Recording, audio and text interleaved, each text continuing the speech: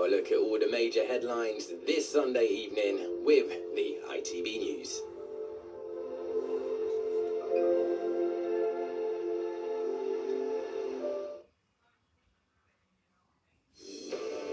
After US-Iran peace talks collapse, Trump threatens escalation. He says the US Navy will immediately begin blockading the Strait of Hormuz, risking both the ceasefire and rising oil prices. We didn't get there on the important issue. They want to have nuclear weapons. They're not going to have nuclear weapons. I've been saying that for 30 years. I would never allow that to happen. Also tonight, a woman is raped by several men outside a church in Surrey. Plus...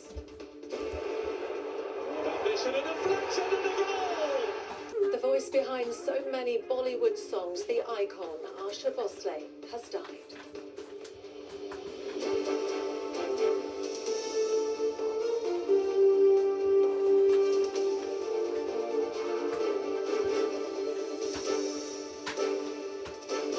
This is ITV News with Yasmin Bodalbhai. Good evening. Blocking the Strait of Hormuz has always been Iran's biggest leverage in the war with the US. Now, after American-Iranian ceasefire talks in Pakistan ended without an agreement, Donald Trump dramatically raised the stakes, saying the US Navy would immediately begin a blockade to stop ships from entering or leaving the strategic waterway. Trump's escalation risks further spikes to oil and gas prices. Our international editor Emma Murphy reports from Tehran. After 21 hours of negotiations, a departing vice president brought confirmation the chances of lasting peace between the US and Iran were disappearing almost as fast as the vice president himself. Before taking off, Mr. Vance acknowledged the failure of the day, placing the responsibility on the Iranians as they did on the Americans. The bad news is that we have not reached an agreement, and I think that's bad news for Iran much more than it's bad news for the United States of America. So we go back to the United States having not come to an agreement. We've made very clear what our red lines are, what things we're willing to accommodate them on, and what things we're not willing to accommodate them on. And we've made that as clear as we possibly could, and they have chosen not to accept our terms. As the Pakistani mediators said farewell to the American delegation, it became clear the sticking point remained Iranian sovereignty over the Strait of Hormuz, along with issues around the nuclear file and a ceasefire in Lebanon. With the failure of the talks came confirmation from President Trump of another attempt to bring Iran to heel, seeking to blockade the Strait of Hormuz and the transit of Iranian oil, much of which is sold to China and India. We didn't get there on the important issue. They want to have nuclear weapons. They're not going to have nuclear weapons. I've been saying that for 30 years. I would never allow that to happen before I was in politics. And that country will not have nuclear weapons. Most countries shouldn't be allowed to have, but that country will not have nuclear weapons. And so the big question is where this goes from here. Will the ceasefire hold, or will there be a return to war? It's hard to see what a return to war would do, apart from cause further harm. It has not achieved the American war aims in the past 40 days. It seems unlikely that another 40 would. The Iranian delegation left for Iran, having sat face-to-face with representatives of an administration which has killed many of those who might have been part of these talks and threatened their lives too. On some issues, we actually reached mutual understanding, but there was a gap over 2 or 3 important issues, and ultimately the talks didn't result in an agreement. That gap for now seems unbridgeable. The ceasefire is in theory in place for another 9 days. Whether it will last is far from clear. Emma Murphy, ITV News, Iran. Well, Donald Trump also claimed in that interview on Fox News that Britain is sending minesweepers to clear mines that may have been placed in the Strait of Hormuz. Our political correspondent David Wood is here. David, what's Downing Street had to say about this?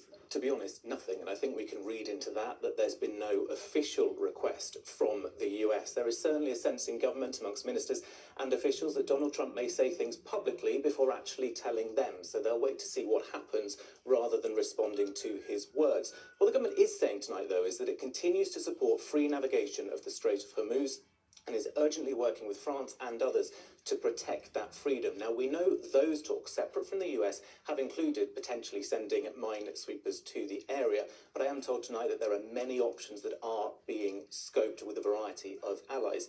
Don't forget, the Prime Minister has always said that any UK military involvement will always be defensive and not offensive. And I'm told tonight that means no UK involvement in any US blockade. Of course, that doesn't mean it won't send minesweepers along at a later date. Yeah, and so Trump's threat tonight to block the Strait of Hormuz, that could push oil prices up and affect people here. Certainly, because the longer that strait is unnavigable by shipping, the more we're likely to see price rises here. The Chancellor says that her Treasury officials are scoping out all possible eventualities and the government will act, although not in a sort of one-size-fits-all way. Later this week, the Chancellor will talk to businesses about how she's trying to introduce energy competitiveness in the energy markets to help them with bills. Look, MPs are back in Westminster tomorrow. The Prime Minister is under huge pressure internationally for leadership, but also domestically too. Voters are watching. Two political tightropes fraught with danger. He must walk those tightropes. OK, David, thank you. Well, Donald Trump's closest ally in Europe, the Prime Minister of Hungary, is facing the electorate today in a pivotal election. Viktor Orban has been in power for 16 years, making him the European Union's longest-serving leader. Peter Magyar and his party TISA are looking to oust the government. Most polls are giving him the edge in a close two-horse race. It's viewed as a crunch election, not just for Hungary, but for Europe too, with Orban also an ally with Russia's Vladimir Putin. There has been a record turnout at 77%. A woman has been raped by several men outside a church after leaving a nightclub in Surrey, police have said. The woman, who is in her 20s, was followed after leaving the club in the early hours of Saturday morning. Graham Stothard is outside the church in Epsom. Graham, this is a shocking crime. What else have the police said? Yeah, truly shocking, as you say, but the police are stressing at the moment that this is very early into their investigation. They are searching for witnesses, they are searching for clues that could help find those responsible. The attack happened outside Epsom Methodist Church, just over there, here on Ashley Road, in the very early hours of Saturday morning, as you say. A woman in her 20s raped by several men. Now, I've spoken to someone who lives nearby who was woken up that morning by the police response, by police dogs combing through people's gardens at around 4 a.m. Police say they suspect the woman was followed after leaving a nightclub, which actually is just 100 metres that way in the town centre. We are really close to the middle of town here. The nightclub is called Labyrinth. It's kind of in a small shopping centre. This is a traditional Surrey market town, but the nightlife here can go on quite late. It can be quite busy. So police are hoping there may be potential witnesses.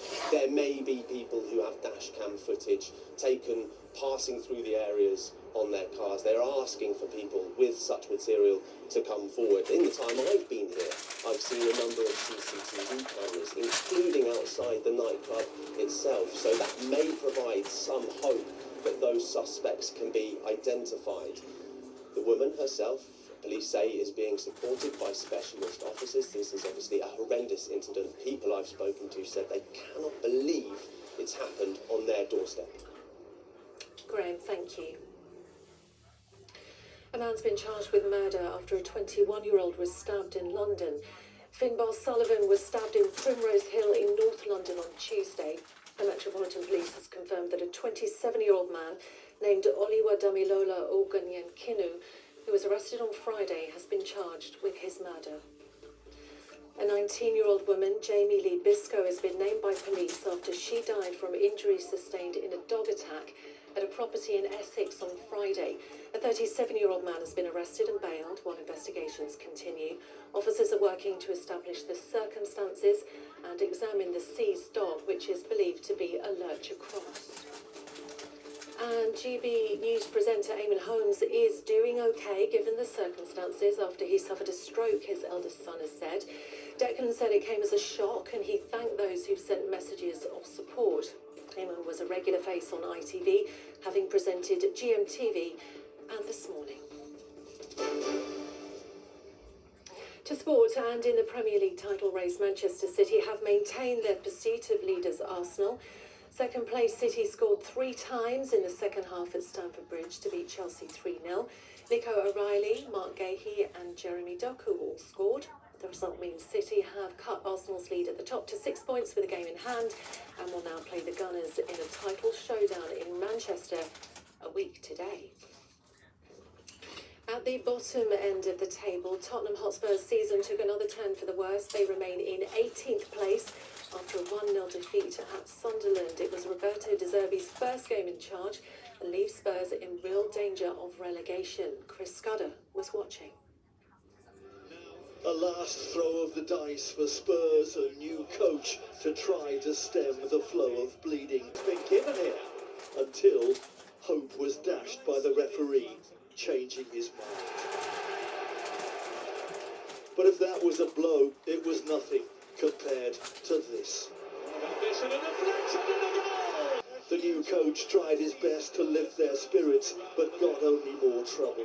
A nasty collision between goalkeeper and captain that flattened both. This was a tough start for the man who has to try to save a famous old club. His team are battered and bruised, down on their...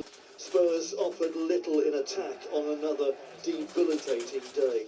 So now it's 7 defeats in 8 games, 14 without a win, and unless things change fast, one of English football's glamour clubs will face the unthinkable. And finally, the legendary Indian singer Asha Bhosle, whose voice defined Bollywood music, has died in Mumbai, aged 92. She was famous across the generations in India, and her towering presence earned her the 1997 tribute, A Brimful of Asha, by British band Corner Shop. Sabha Chowdhury looks back at her life and her legacy. Asha Bhosle's voice was the sound of Bollywood.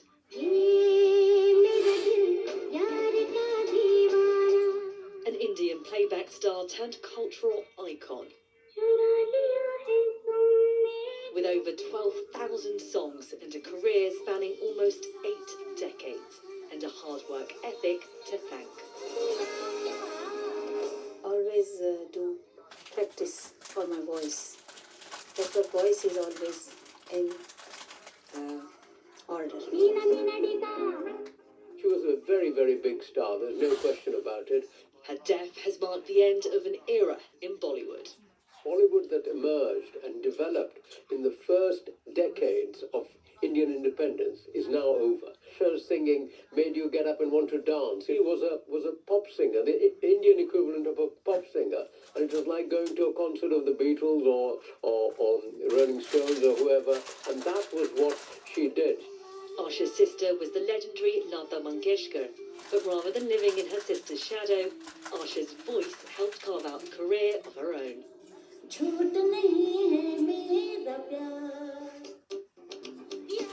Offering a versatility to her music, and featured in all the big Bollywood blockbusters. And tributes have been pouring in across the industry, including from Bollywood superstar Shah Rukh Khan, who said, Asha's voice has been one of the pillars of Indian cinema and will continue to resonate world over for centuries to come, a talent that will outlive many. But her appeal stretched far beyond India, collaborating with international artists like Boy George. Had a hit tribute dedicated to her by English rock group Corner Shop and Fatboy Slim, and in 2007 collaborated with Australian cricketer Brett Lee. Asha Bhosle's voice shaped an industry and will be heard from generations to come. Asha Bhosle, who has died aged 92.